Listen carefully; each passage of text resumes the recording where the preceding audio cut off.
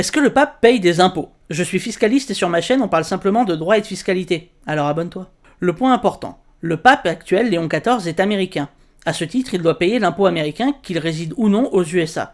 C'est ce qu'on appelle un impôt fondé sur la nationalité, et c'est une particularité du système américain qui n'existe pas en France. C'est d'autant plus important que, depuis quelques années, les USA ont réussi à faire passer à l'échelle internationale un dispositif qui oblige les États à déclarer au fisc américain, l'IRS, tous les contribuables de nationalité américaine qui vivent sur leur sol.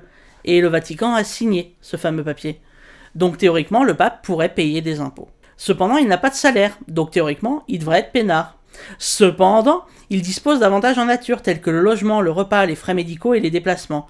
L'absence de salaire est compensée par le fait que l'intégralité de ses besoins sont couverts par le Vatican. Du coup, se pose la question du statut fiscal du pape, qui s'il ne devrait théoriquement pas payer d'impôts, devra régler sa situation, certainement en privé avec l'administration fiscale américaine. C'est-à-dire qu'en plus, il ne s'agirait pas de faire de faux pas diplomatiques. Bref, une situation fiscale pas facile, mais au moins vous avez en tête à peu près ce qui se passe. La bise.